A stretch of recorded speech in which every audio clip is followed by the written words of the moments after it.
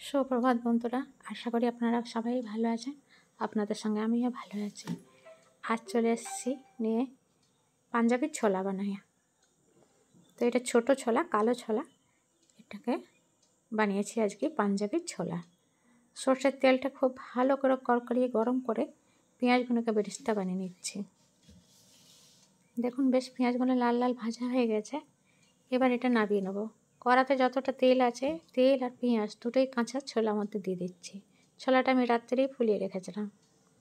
একবার করে এমনি করে একবার পাঞ্জাবি ছোলা বানিয়ে দেখতে পারেন, বেশ ভালো হয় আর ঝটপট রান্না হয়ে যাবে। দেখবেন মানে কোনো ভাজাভুজি নেই, যে পেঁয়াজটা ভাজলাম সেটাই।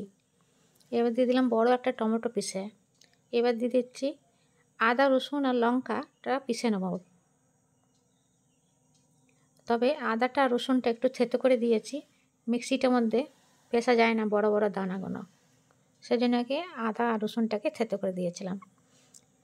আদা, লঙ্কা আর রসুন তিনটেই পেষা হয়ে গেছে। এর মধ্যে আমি শুকনো লঙ্কার গুঁড়ো দেবো না, কাঁচা লঙ্কাই দিলাম ঝালের জন্যে। এবার দিয়ে দিচ্ছি হলুদ আর ধনে গুঁড়ো।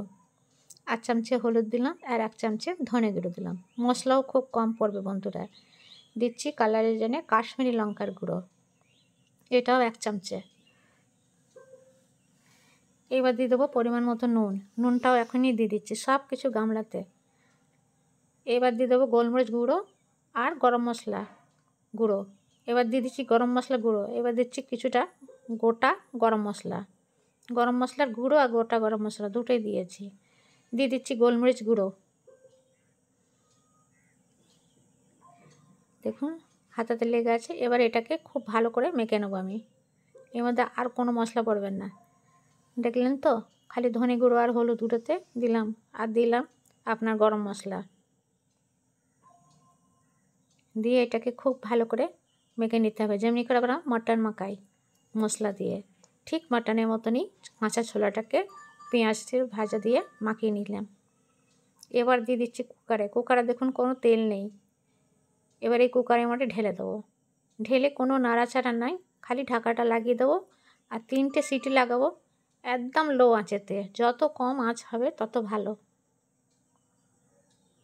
এখন একটুও জল দেবো না।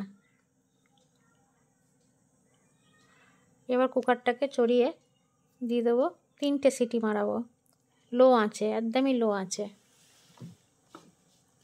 যেমন করে দিয়েছিলাম তেমনই করে কুকারে, কোনো খুন্তি নাড়াইনি। আসছি 3টে সিটি পর, ঠান্ডা হবার পর। তো পাঞ্জাবি ছোলা একদমই শর্ট করে হয়ে যায়, বা বলতে পারেন ঢাবা স্টাইল ছোলা। আর এটা খুবই তাড়াতাড়ি, ঝঞ্ঝট নেই।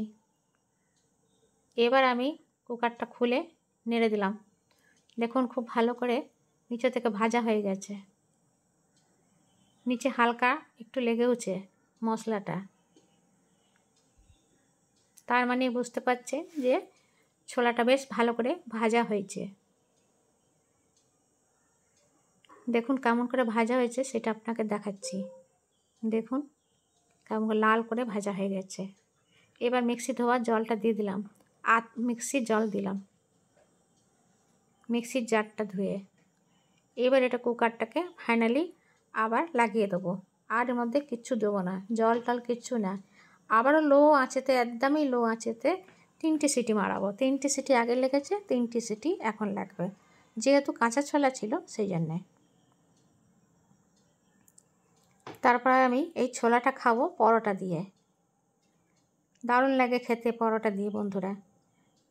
তো এমনি করে একবার পাঞ্জাবি ছোলা বানিয়ে দেখতে পারেন, বেশ ভালো হয় খেতে। আর কোনো ভাজাভুজি না, যে ভাজা আছে পেঁয়াজটাই ভাজতে হবে, বেরেস্তার মতন পেঁয়াজটাকে ভেজে দেবেন, তাহলেই ভালো লাগবে খেতে। ওর একটা আলাদাই তেলটা গন্ধ থাকে, পেঁয়াজ ভাজার তেলটায় বেশ ভালো লাগে খেতে। এবার কুকারটা খুলে দিলাম, ঠান্ডা হয়ে গেছিলো কুকারটা, দিয়ে দিলাম ধনে পাতা কুচিয়ে। আর দেখুন কেমন সুন্দর কালার আর রং সব কিছু। ধনে পাতা দিয়ে খুব ভালো করে মিলিয়ে আমি প্লেটে বার করে নিচ্ছি খাবার জন্যে। তো এই পর্যন্ত ভিডিওটা দেখেছেন, কেমন লাগলো? আশা করি ভালো লেগেছে। ভালো লাগলে পরে লাইক আর শেয়ার করে দেবেন। আপনারা এমনি করে বানিয়ে খাবেন, কমেন্টে জানাবেন কেমন হয়েছে। এটাকে আপনি পাঞ্জাবি ছোলা বলতে পারেন বা ধাবা স্টাইলের ছোলা বানাতে পারেন। ভিডিওটার সঙ্গে এতক্ষণ জুড়ে থাকবার জন্যে আপনাকে অনেক অনেক ধন্যবাদ। আবারও দেখা হবে একটা রান্না নিয়ে। নমস্কার।